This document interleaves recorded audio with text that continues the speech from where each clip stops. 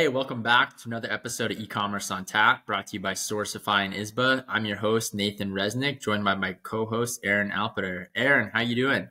I'm doing good, Nathan. How are you feeling? A little congested, I think whenever the seasons start to change, I pick the flu, and I've definitely got it this week. So hanging in there, ready to rock, because this episode of eCommerce on Tap is one of my all-time favorite companies. Everlane is what we're covering. But before we cover, and for those people that are tuning in for the first time, do you want to give just a quick overview of what eCommerce on Tap is? Yeah, basically what Nathan and I do is we take an hour and we research a well-known D2C company, usually D2C company, reverse engineer their supply chain, tell their founding story, and then look at what their path ahead could look like. Yeah, it's pretty fun. I mean, we have a lot of fun tuning in and diving into these different companies. But before we go into Everlane this week, just curious, was there any kind of tidbits that caught your eye this past week? Yeah, so do you have IKEA furniture in your house? Yeah, I do. It's kind of disposable furniture, right? Mm-hmm. Yeah. We recently moved and bought a bunch of stuff, and my wife's like, okay, we're gonna take this back when we move back to the States. And she's like, no, we'll just get rid of it. But I know that I have purchased IKEA furniture secondhand before, and it's always been like a Facebook marketplace sort of thing. And what IKEA has announced is that they are testing a secondhand marketplace. And they're doing it in Madrid and Oslo. So unfortunately, won't work for us here in North America. But the thought is it's kind of like a certified IKEA pre-owned thing. It's a digital secondhand marketplace that will allow customers to connect, buy, sell, and just validate these transactions between each other. They're going to do a small test that's running from September through December of this year. And the pilot program is free of charge. It's letting people see what the recommended prices could be based on what it was originally to purchase it, its condition, things like that. They're providing professional photos, precise measurements, all the things that you would kind of expect from IKEA if you were to purchase brand new stock. And it's just a really interesting thing because they are going after almost like a gray market sort of thing. Not that people are doing anything illegal, but there is certainly a large marketplace of people who are selling used IKEA furniture. And what they're doing is they're saying, all right, even though they're not buying from IKEA and they know that, is there a way that we can guarantee that customer experience and that we can elevate this so that people maybe feel better about purchasing IKEA initially because they know there's a good secondhand market for it, but then we also maintain the quality and the safety and those things that we need. I think it's really fascinating. They're starting off with some of the products in the living rooms, kids' room storage, kind of your typical IKEA things. They're going to include all the assembly guides, the care instructions. But I just thought it was a really interesting idea of a company who is doing a very public pilot to say, is this viable? And can we make money at it? Or do we feel like there's enough brand awareness or brand loyalty that would generate that it's worth operating this marketplace? Yeah, that's cool. I feel like there was a Shopify app that I heard of that did something similar for Shopify brands that enabled them to have their own secondhand marketplace or something of that nature. I don't know if it really worked for Shopify brands in particular, but really interesting to see that IKEA is rolling that out. I think there's so much, that isn't covered by secondhand, products when it comes to the opportunity for a brand that it's interesting to see that they're doing that. But anyway, getting into Everlane, I'm curious. I mean, when did you first hear of Everlane? Because I remember I first heard of Everlane when they went public with this really transparent pricing model that was, to me, pretty new, right? I mean, for those that don't know, Everlane is a luxury clothing design and manufacturing company that really is known for its commitment to transparency in pricing and ethical production. And I just remember seeing their website for the first time where you could actually see their unit price to produce their shirts, and then the shipping costs and everything that actually went into their margin. And I thought it was fascinating because, I mean, now having been in supply chain for 20 years and knowing the unit cost of probably too many products, it's just really interesting to see a brand that launched with this kind of at its core. So I just remember when they launched, that really stuck out to me. Yeah, I think I learned about them a little bit later on. I think if I was being honest, it was one of those things where someone's like, "Oh yeah, we're going to be like Everlane." I'm like, "Yeah, sure, Everlane." I go Google real quick what Everlane was, and so I guess I was in the wrong target demographics for Instagram or Facebook that was on. But I think as I've learned more about the company, the approach they've had around this radical transparency is really interesting. I don't know if it works for every company, but the thesis of like, we are going to look at this and just tell people what it costs, where it comes from, and effectively try to justify our margin was really, really interesting. And there's kind of a core question that I think the founders of Everlane were kind of posing. And it was really just, how much profit is too much profit? And, I think that it kind of gets into this idea of how do you be ethical in the pricing that you charge for things. I mean, you know about stories that you hear online about a Pharma Bro guy who purchased a pharmaceutical company and then, jacked up the price of insulin and other products by like 2,000%. And as a good capitalist, that would make sense, because the argument is you're going to charge as much as the market can bear, and you're going to maximize the value for you, your shareholders, etc.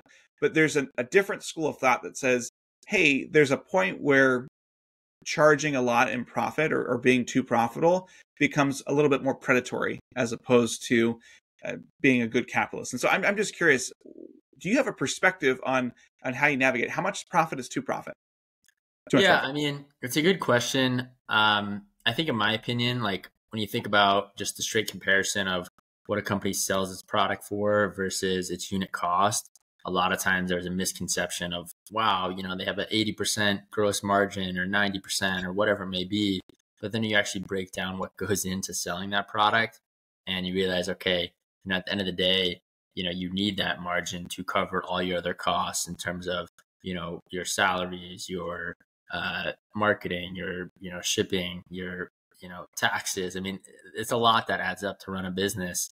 And I think every founder will understand that, right? I mean, even for a software companies, right? Like that have, supposedly 98% margins. Like you look at even some of these publicly traded software companies and you're like, where's all that money going, right? And then you realize they have just a lot of overhead, a lot of team members, and it all adds up. So I think it's really interesting. I don't know if there's like a right answer, but I think it depends on the company. And I think at the end of the day, a lot of companies right now are trying to resonate with people in terms of, hey, can we do 1% for the planet? It's a great nonprofit that a lot of companies align with. And I really admire that. But, I think in terms of Everlane, it's just fascinating to see how they've really, made this kind of their core thesis of their brand. But before Everlane, I mean, clothes have obviously been around for a long time, and the focus on sustainability in apparel is relatively new. But I'm curious, like, what does the history of this industry look like? Yeah, when it comes to sustainability and transparency in apparel specifically, it really starts in the 1960s and 1970s. And this is when the modern environmental movement began, and people started raising awareness about the negative impacts of industrial practices, including those in fashion, but not just fashion. In the 80s, you saw companies like Patagonia and Eileen Fisher really come into their own. They became pinnacles of sustainability. They started using recycled materials. They started contributing to environmental causes, those sorts of things. And the thought was that you can still do good as a business, but start to do well for the planet as well, or maybe do well is a little bit too generous. Maybe you're just going to do less bad is maybe probably more accurate.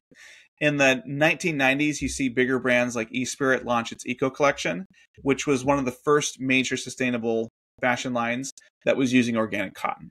And so, again, you're thinking a period of 20, 30 years here, just this rapid growth and just understanding of where things are coming from. Things really kind of came to the head starting in the 90s. And so really it was with Nike in 1991. They were kind of dragged through the mud because of some of the labor practices that happened from their suppliers. Again, keep in mind that Nike doesn't own any factories. They subcontract everything, but you can't have a factory that is paying people not a living wage, has child labor, is dumping stuff into the river, and it just happens to have your logo on there and be like, oh, I'm fine. Like, this is really the moment where consumers and shareholders really stood up and said, hey, we expect more from you. And so things started to change. And, you see lots of things where investors or activists really started going after Nike pretty heavily. This is, heyday of Michael Jordan and things like that. And they're publicizing the conditions of Indonesian factories. They're looking at child labor. And there's actually a really famous picture that came out of a 12-year-old Pakistani boy who was sewing a Nike football. And so you just think about that. And, you've got someone that should be in school, and who knows if they started at 12 or they started at 10 or 9 or something like that. But they're really, focused on just this paradox between Nike, this premium brand, and this person who's there. So the 1990s were really about cleanup. In 2001, Stella McCartney launched her own brand, which was really focused on cruelty-free and sustainable fashion, and really was credited with starting a new standard in luxury. And so this wasn't just for the mass brands. This was really for the really expensive ones as well. And then we get to the 2010s, you start to see brands like Everlane and Reformation popularizing transparency and ethical sourcing. And then we get to the 2020s, and there's just increased regulatory pressure and more global commitments that are pushing the fashion industry to doing even more around sustainability and ethical practices. And so there's, in a relatively short amount of time, people have cared a lot more about the conditions of where the products are produced, and they're holding the brands to a higher standard. I just have a question for you is, why do you think these sorts of concerns have become more mainstream? I think number one, people are more aware of them than in the past. I think definitely with reporters, going to these factories and understanding the working conditions makes people aware of what's going on behind the scenes when you go to a store and purchase, a shirt or shoes or whatever it may be.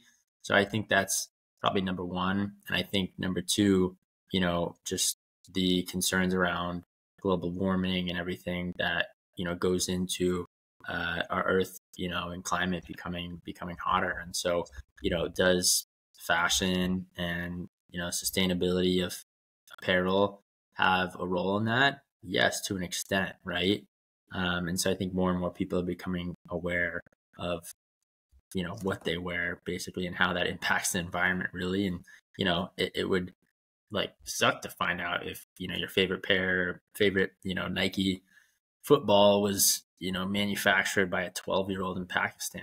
That's just so sad to hear, right? So I can just imagine those consumers in the late 90s, finding that out through this amazing reporter that actually went to the factory and saw how it was done, because many people don't do that and don't understand that. So, I think this was kind of part of the founding ethos for Everlane in terms of transparency.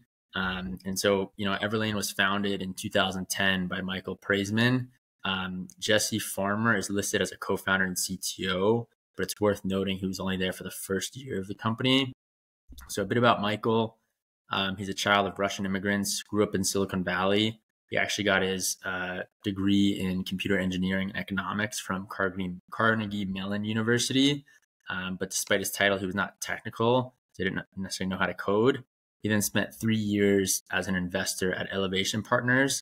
And he felt like something just wasn't right there while he was working. He didn't necessarily like the social environment in New York. I think it really was, just bar and alcohol driven. And that's kind of the social scene in New York for the most part. But, he thought that the people he really admired, none of them were necessarily in finance. And so, he decided to do things from scratch. So he started Everlane, right? And he ran Everlane for 11 years. He's now the executive chair and climate lead at Everlane is his official title. And he's gone on to start another company called Magna. But, I think it's just pretty amazing to see his journey that we'll dive into. He's been advising a bunch of other companies in the $50 to $200 million a year range. In 2015, he was in the Forbes 30 under 30. And he's also been included in the Business of Fashion 500, which is an index of people shaping the contemporary fashion industry. But, what's unique is, as I was looking up Michael and his story, he has a very interesting take on sustainability. I'm curious, did you see that too, Aaron? Did that catch your eye? I did, and I kind of agree with him to some extent. And the key thing is that he hates the word sustainability.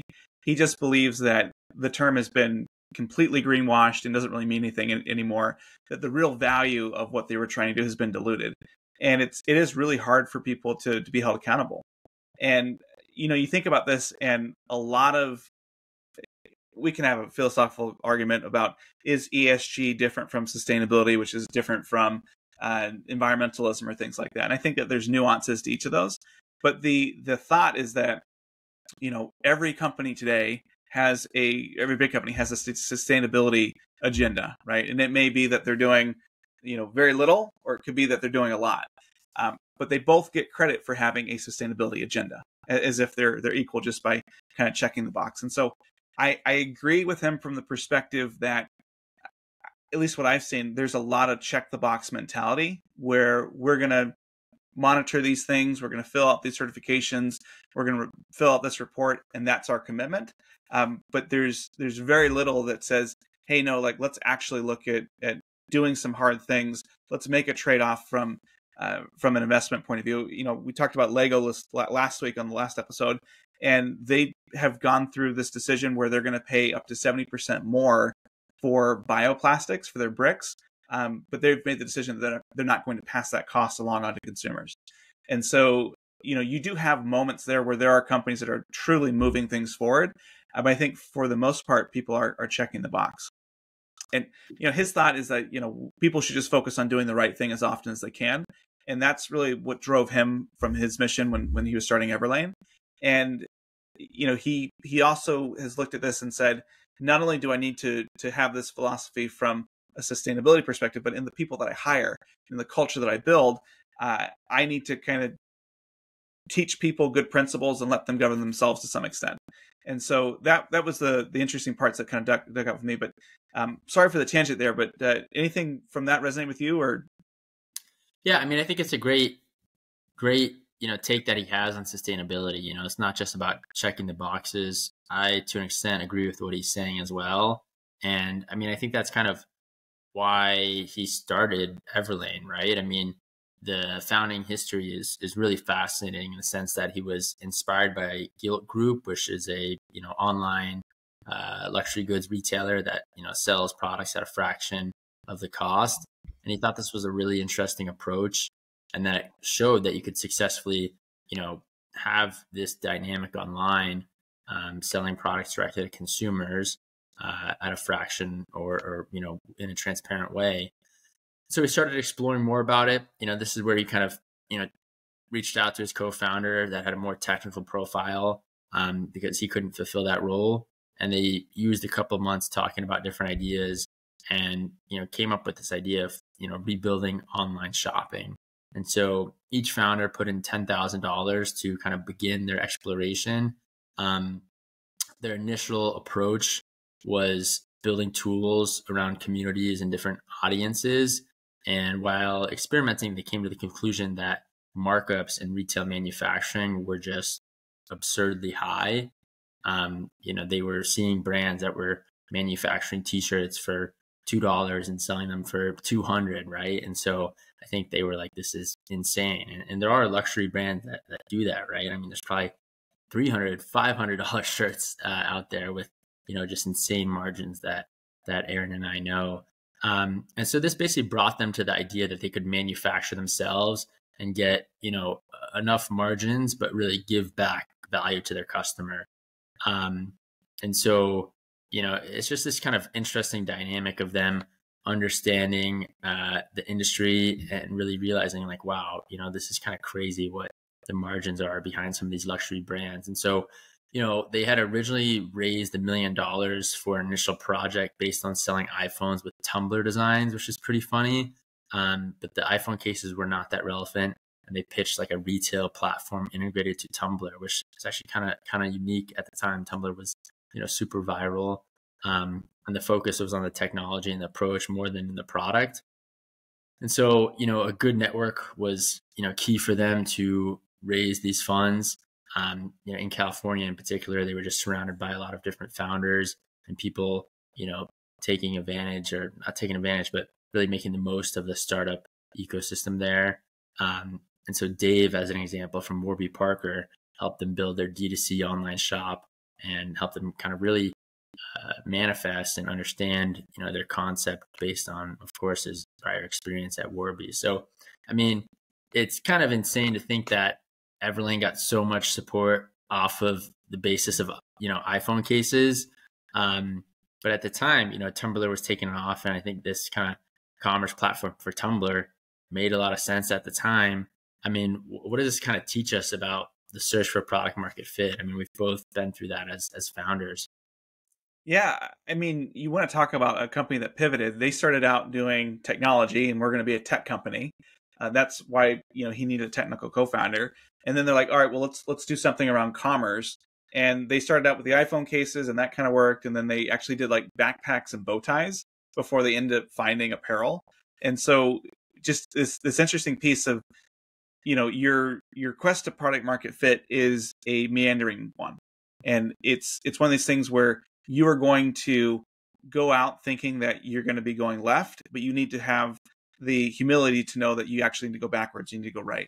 And, thank goodness that they didn't have a huge burn or huge overhead, because they had the ability to test and repivot. I think every time you pivot your business, you're basically trying to repitch your investors and your employees that the place that you want to go is worth going to, and that they should be a part of it. And so I think it's just really interesting that one, they were willing to be so open and intellectually honest to kind of say, hey, yeah, there could be this tech thing, but we're not so myopic about only doing this one thing. We're going to try this other stuff, and we're going to do some things that we're going to pull back quickly. And so I love the fact that they were willing to try things quickly, but then also kill things quickly. And I think that is so important, because a lot of people are willing to test and learn, but they're not willing to learn the lesson that says we should stop doing this thing. And so that was a really important piece. I think the other thing that stuck out to me was they were reaching out to people who were in the space in kind of tangential areas, and just seeing what they could learn. And most of the founders that I've met have been very open and willing to provide advice and to kind of share what they're doing. Very rarely have I met someone who's like, "Oh no, I'm not gonna help you because we may be competitive at one point in time." And so the fact that they were in the right location, that they had a network where they could get introductions and just start to talk to folks, I think was a great asset. And I think that's a major reason why historically so many brands have been founded in clusters like LA, Silicon Valley, and New York. Totally. Yeah, I mean, I agree. I mean, definitely the cluster component of startups goes a long way. And it's interesting because, they looked at markups of iPhones and they realized like that would not be their main focus. And so they realized shirts are heavily marked up, right? And so they found that most brands charge over 7x their manufacturing cost. And, I think Michael would later learn not to judge this in a negative way necessarily, but he realized, hey, if you can charge a 7 times markup on a t-shirt, you could build a brand just from charging less. And so that was, I guess, kind of their unique insight. And they thought about it as a platform to launch products instead of a fashion brand. That basically came later, but, at first they were, really exploring this category and just kind of shocked that a lot of these shirt brands were charging 7x what they manufacture for. And it was just, interesting because they had to ditch their kind of original technology focus in order to launch and concentrate on a brand. And this scared, Michael, and, investors really were hesitant to be on board, right? I think going from like, hey, we're going to build this tech company to a brand is vastly different. And so it was definitely, I think, very concerning for some investors, but, they got on board in kind of that startup spirit. And so, their goal was to control the entire supply chain right from the get-go. They bought all their own materials, designed the patterns, and learned every step of the process, which is, very uncommon for most e-commerce companies. Usually they'll just work with Sourcify or a contract manufacturer, but, most of the time Sourcify helps them navigate that whole process to make sure they're working with the right contract manufacturer. And so to choose the name, I've always wondered kind of why Everlane, right? How did they land at that name? And they researched online for 3 hours and bought the first name they liked that they found available. And what's interesting is Michael really doesn't think names matter that much. In Michael's view, quote unquote, others were doing wrong because they were overcharging. And so they became students of the industry just around pricing transparency and customer experience. And I guess, Aaron, real quick, I'm curious, like, do you agree with Michael's view on does a startup name matter? It's funny. We're launching another business in a couple months, and we went back and forth on names, and like it does matter, but I can kind of see where he's coming from. I think it does matter because today it's probably much more difficult than it was even 11 years ago, where you have to think about, all right, not only is it available, what sort of, do I want a .com, a .ai, a .io, etc. But then you also have to think about, okay, what's the branded search term that I'm going to go for? If I have a really generic sounding thing that maybe I'll pick up some traffic because it's there, but then at the same time, I'll never rank for my search term, right? If my company is called e-commerce shipping, then I'll probably get some people who are searching for e-commerce shipping, and they'll show up. But I'm never going to be ranked first for e-commerce shipping because like that's a very generic term. So those nuances there. But I mean, people spend tens of thousands, hundreds of thousands of dollars doing testing and concepting. For me, every time that I've named a company or been around this, it's really kind of clicked. I remember like when we were trying to come up with a name for Hubble Contacts, we had a branding agency. It's just like, here's some ideas that we have. And it was literally just spitballing. And we're kind of like, well, what about this? What about that? And ultimately it was like, hey, like Hubble is awesome. It's a giant telescope that has a giant contact lens on it. Like, well, of course we should do that. And, it doesn't really mean anything to anybody else other than the Hubble telescope. And so we could come in and own that space and own that mind share. So for me, I don't know. It kind of feels like it just kind of clicks when you get there. So I would disagree with Michael. I think names do matter, but they maybe don't matter for. They're not going to compensate for doing a good job and executing well to begin with. Totally. And I mean, I think Everlane is actually a great name. I mean, it's pretty smooth, comes off the tongue well, and it's turned into a pretty amazing business. So their original shirts were made in Los Angeles. They cost $5.60. Their first run was in 2011 and was for 1,500 t-shirts. They had built a small community before the company really launched, and they wanted to create like a viral campaign to launch it. And to do this, they built a wait list, which was widely successful. They had 80,000 people sign up on that wait list, which is just insane. There's actually a really good article and case study on Tim Ferriss's blog around Everlist's wait list. And it's just a really cool deep dive on how they did that. So I highly recommend people that are interested in learning how to build that type of wait list, check it out. And I think they got a bit lucky. At the time, there were very few D2C brands launching online. So I think doing this today is, way more saturated. But, as I remember, the transparent pricing that they had was really their first unique feature that was shared to the public. And they created, this really cool infographic and put it up on Tumblr. I would Google it if you haven't seen it before, but the title is From Cotton to Consumer. And, subheading is the making of a designer tee.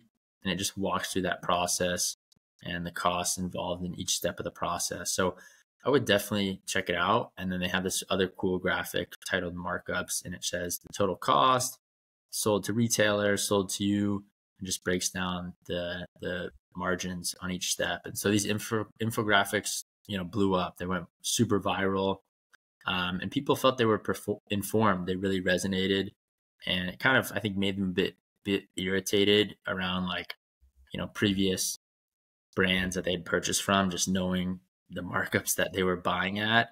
And it was just, I think, an amazing marketing approach. I mean, it's been pretty cool to see their rise, but what was kind of interesting too is just a co-founder leaves. And so, I mean, it was interesting timing, right? It's always hard if a co-founder has a breakup, but I think, he didn't necessarily need this technical co-founder. So it made sense. I mean, did anything kind of stick out to you during that process of them launching and, the co-founder leaving?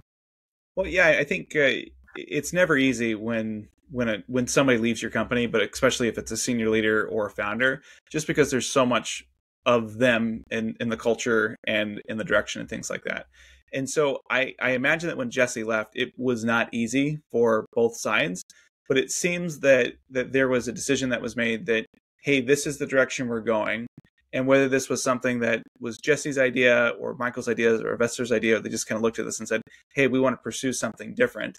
That was a big thing. And so I think like the key thing for how to prevent this from derailing your business is you have to have an amicable breakup, right?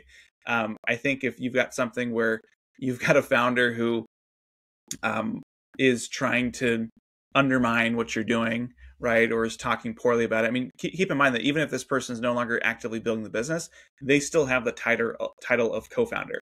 And so that's something that people are always going to reach out and say, hey, do you have a comment on this, or what do you think about this? And just imagine if there was a co-founder for XYZ company that comes out and publicly says like, hey, this guy's a crook, he's no good, I don't like this. It's difficult. So, if you don't have somebody who's going to be with you to actively build the business, you have to make sure that you've got a situation where they're not actively trying to destroy it either.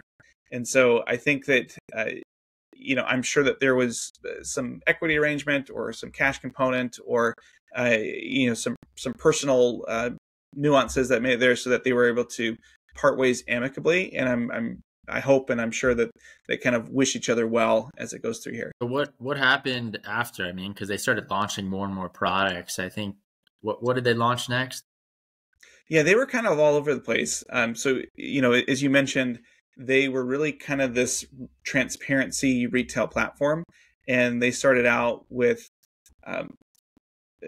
iPhone cases, and then they went to backpacks in 2012, and then they did bow ties, which are kind of becoming a bit of a collector's item. But they had this model of, let's find something, let's do a limited run. We've got this huge wait list, we'll sell out, and then we'll kind of go through with that.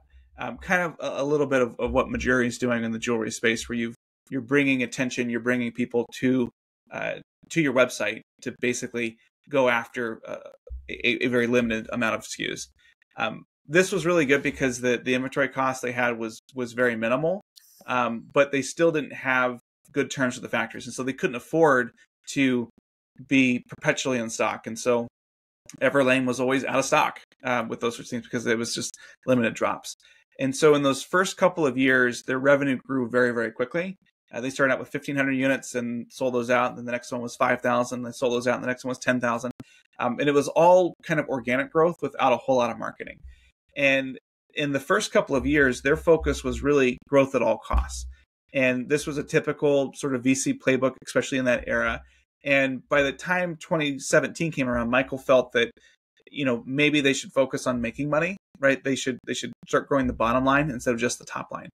And they had done this, and they're really ahead of their time here, just for what we know comes later. But so many companies were increasing their revenue by 10 million, but increasing their loss from 1 to 8 million. And so you're like, is this good? And we're like, well, revenue's higher, but we're burning more money, so we need more money to keep it going. 2017 was kind of a pivotal year because they decided to launch denim. And this was about the time when they became profitable as well. And they really started to see that, hey, maybe we shouldn't do this limited drop thing. Maybe we should be a brand.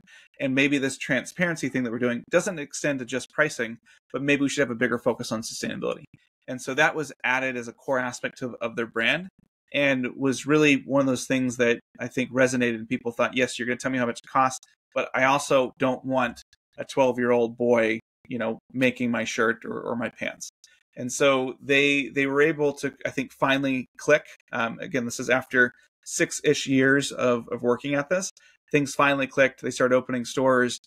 They started getting their expenses in line. They became profitable.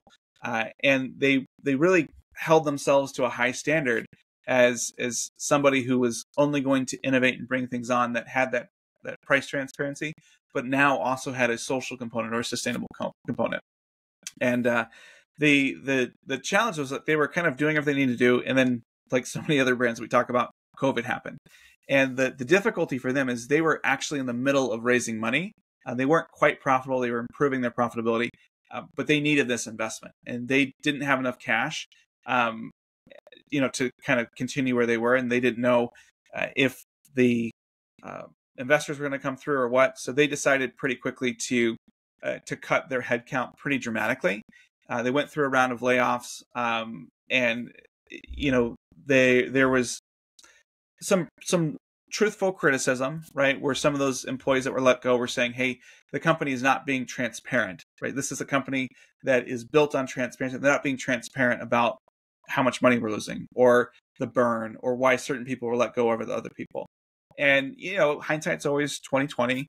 And Michael has since said that, like, yeah, we're a fast growing company. We're kind of figuring things out. We didn't have all the processes in place. And so if they could go through that period again and do things differently, they would. But because they didn't have these processes in place, the decisions that the business made, even though they were justifiable, weren't always seen as equitable or fair. And that really started to create a little bit of a schism where you start saying that the company's mission might be counterfactual to the stated goal of the company, which needs to make money. And so there's this tension here where you've basically said, hey, we're going to charge the minimum we can, and we're going to have all this investment money. And you've kind of built this culture where you don't connect that being a profitable company allows you to do all the transparency things, allows you to do all the sustainability things that you need to do. And it had a false expectation that was built with employees and with consumers. And so I guess a question I have for you, Nathan, is do you think it's possible for a value-led company to really be value-led? Or is it something that sounds good in theory, but it's very difficult to pull off? Yeah, I mean, it's a great question, right? And whenever I think about value-led companies, I think of Seth Goldman and Honest Tea. For those that haven't read Seth's book, Mission in a Bottle, it's such a good read around kind of how do you drive value in your company and align with your mission. And Honest Tea, they had a really sustainable approach to employing tea farmers around the world and making sure they were sourcing from, environmentally friendly and great working condition farms, and, really doing that groundwork to make people feel great while drinking their tea. And he realized, Seth, coming from a nonprofit background, that he actually could have a greater impact running a business with these measures in place compared to running a nonprofit. And so it's a really, really fascinating story and great read. And, it's just interesting to see how that story played out, right? Because Honest Tea got bought by Coca-Cola, and then just recently Coca-Cola discontinued Honest Tea. So I'm not quite sure if, the mission of Honest Tea didn't continue to align with Coca-Cola, or, just they weren't as good at marketing to address this mission that Honest Tea had to consumers around the world. So it's a really interesting story, but that's what I think about when people kind of discuss value-led companies. And, that story is just really, really resonates to me. And it's interesting, to see how Everlane's pulled this out, right? Because, I mean, if you look at their company financial highlights, it's a pretty incredible journey, if you ask me. So the company started, with a seed round in 2011 with 13 investors for 1.1 million. 2012, the revenue is about $4 million. They raised a Series A for an undisclosed amount. 2013, they do a crowdfunding campaign that brings in about 100K, and they do another round, and their revenue grows to 12 million. This time they have like about 25 to 40 employees. 2014, the revenue is 24 million. 2016, they do a Series D led by Light Street Capital. The revenue is 53 million. 2017, 100 million, and they're profitable. 100 million in revenue. 2019, they started losing money instead of remaining profitable. And I think this was due to more marketing investments that they were making. 2020, COVID, happens. But they, this is the round we're talking about where they do a Series F of $85 million from L. Catterton. And then 2022, they do a debt financing round for 65 million, and then a second debt financing round for 25 million, led by Gordon Brothers. And so it's interesting to see, because the founder Michael leaves kind of shortly, after COVID, like 2022, it looks like. And, there's just a lot of interesting dynamics about Everlane, from its financing to its supply chain. But, on eCommerce on Tap, Aaron and I are supply chain, I don't want to call us experts, but we spent most of our career in supply chain. And so, we like to do deep dives on their supply chain. So I'm curious, from a supply chain perspective in Everlane, and there's so much information about Everlane supply chain out there, what stuck out to you? Yeah, I tried to focus on just some unique tidbits. So rather than going through and saying, they ship D2C and they have these retail stores and those sorts of things, I wanted to find the things that were really unique about them. And the first one was that Everlane has signed the Transparency Pledge, which is completely on brand with what they would do. And if you're not familiar with it, Transparency Pledge is a new industry standard that tries to hold supply chains and the brands accountable. And so the thought is that anybody can learn about the factory details and about auditing standards, and they kind of go a step beyond. And what Everlane does is they share the exact factory where things are made and the costs they incurred in those factories. And I just think about that for a moment. They are saying to all the competitors out there, if you want what we're making, here's where we get it, and here's what we pay. And to me, this is just pretty radical. It is akin to sharing your secret sauce with the world. They feel it's the right thing to do.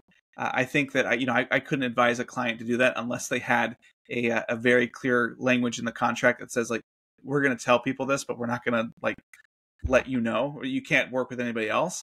There's also concerns about, like, hey, is the factory going to be willing to do that? Because maybe they're offering a lower price to another company that's already there building something adjacent, and now they're going to be like, hey, you're here. So I'm generally for transparency, but this is something that I think is interesting to play out. But you can actually go online. You can find a list of their supply chain vendors. I looked at it. It's quite the list.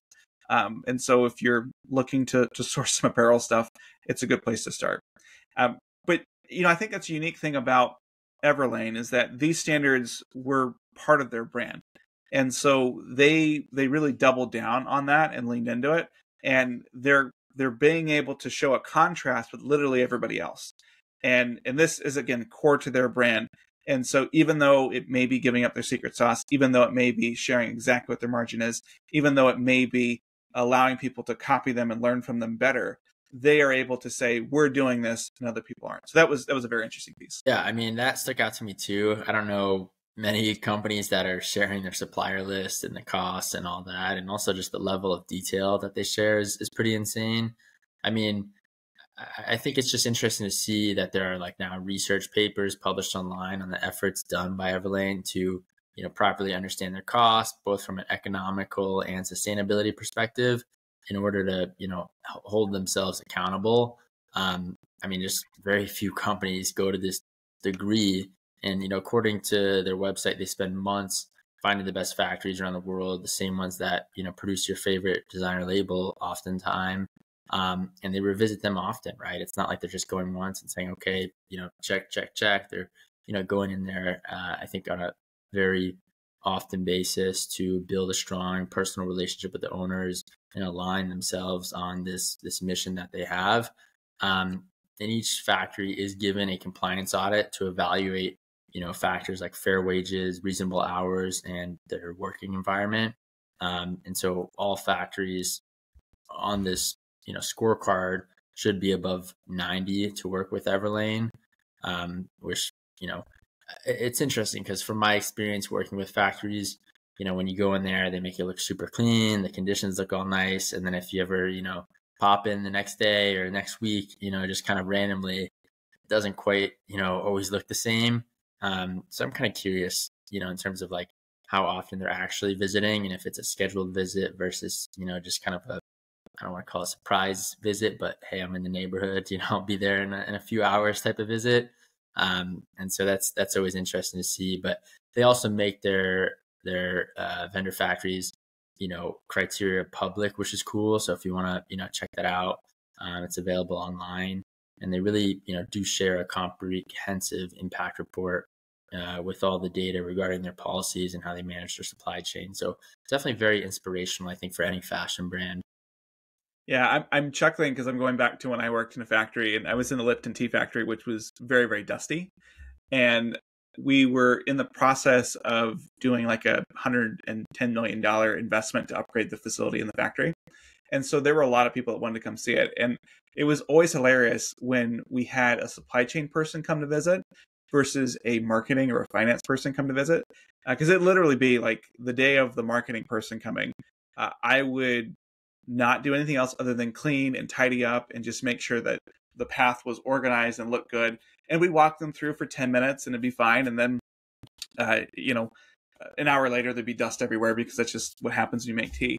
Versus the supply chain people that would come through, they'd be like, yeah, I see your path here. Like, show me the closet. Like, let me look in behind this stuff. And so I just chuckle with that where, knowing that you're coming ahead of time is a huge benefit when you're giving a factory tour. Totally. In terms of exit strategies, I mean, what do you think, an exit looks like for Everlane at this point? Well, I think this comes back to this values question that you talked about earlier, where there's a point in time where you have to wonder, is this a statement company, or is it meant to be an acquired company? And kind of what I mean by that is clearly Everlane is doing something that is very radical and very different in the sense of saying exactly how much they're buying things, where they're coming from. They have all these values about, they have a very clear perception on how they want the world to change, and they see their business as a way to do that. And so that is a very unique shareholder base. It's a very unique place that needs to be there. And so this thought of like, do I see them being acquired by a Walmart, or do I see them being acquired by a bigger company? I don't know. I mean, if you think about your Honest Tea example, that was a very kind of values-led company that had a particular aspect, but then you put it into another company that has different values, and those values were maximizing shareholder revenue or maximizing shareholder value. Then there's a bit of conflict around the values there, and so I think that as long as Everlane is profitable, they can continue to do whatever they want. Again, I think that one of the things that I would hope people would walk away from is that being a profitable business needs to be a core value of your business, right? Otherwise, just becomes a charity. It becomes something that is a nice thing that you can point to say that you did. But by being profitable, you have the chance to survive, right? You get to dictate and push your values out there. And so whatever they do, they have to be profitable. And if they want to continue to remain private and return money back to shareholders via dividends at a level that they feel is appropriate, then that's something that would allow them to continue to be a thorn in the side to other larger brands that are doing these sorts of things. If there's a world where they decide, this has been great, we still believe in all this stuff, but charging $50 for a t-shirt that we get for $10, that seems like a really good deal for us. Maybe we want to do that. I think that's going to be a really hard pivot for them because their brand, their brand equity is built around this idea that they are going to be transparent and that they're going to charge a quote unquote fair margin. And so if they start to do everything that everybody else is doing, how are they really different? And so then they're going to have to be competing on other things like style or capabilities or things like that. So they're going to have to reorient their business into probably more R&D, right? Which means that they're going to need those higher profit margins to fund those sorts of things. So I think that it's a really interesting choice that Everlane has, and they have to kind of make it and commit to it and understand that they aren't going to probably have a huge exit. They probably can't even IPO. They're going to maybe have a private transaction or just continue to pay dividends back to employees, but maybe setting something up as an ESOP where it can be an employee-owned company where you're attracting employees that feel exactly the same way about where the world should change. Maybe that's the right path for them, is to find a way to give liquidity to the investors that got them to where they are, allow the business to continue to grow, continue to reinvest, but really double down on their values. Yeah, I think that's a really good take. I mean, I've thought about their exit strategy a lot, and I can't think of a company that fully aligns with their mission and their sustainability efforts that would make sense for an acquisition. So, we'll see how it plays out. I mean, I think a lot of large companies could benefit from their sustainability measures and supply chain measures and checks and balances and even transparency. But I find it hard to, uncover a company that fully aligns right now in the market. So we'll see how it plays out. I mean, I've been fascinated by the Everlane story, and I just remember them going viral, back in the day. Yeah, here's a really radical take: is if they wanted to ensure that their values and their mission was core to their future for the next 20 to 50 years, they should reorganize themselves as a not-for-profit corporation and focus on publishing those factories that they're working with. Focus on publishing, the scorecards and the audits and things like that. And they could really be that wedge that helps separate people who are really giving this sustainability thing lip service versus actually making a difference. And so I think that could be a very interesting thing if they were to be a not-for-profit corporation that was still selling clothes, was still growing, still doing those sorts of things, but they just said, here's our commitment. Here, this is the amount of margin that we're going to take, and we're going to be there to try to change the world in different ways versus being the only place that you buy clothes from. Yeah, that's a hot take. I like it. Well, this was fun. This was a great episode of eCommerce on Tap, brought to you by Sourcify and Izba. Aaron and I are pretty active on Twitter and LinkedIn. We're always sharing different tidbits about e-commerce on tap, supply chain, everything we see in the e-commerce industry. So let us know your thoughts. We always appreciate your reviews. Share e-commerce on tap with a friend. And thank you again for tuning in to this episode of e-commerce on tap, brought to you by Sourcify and Izba.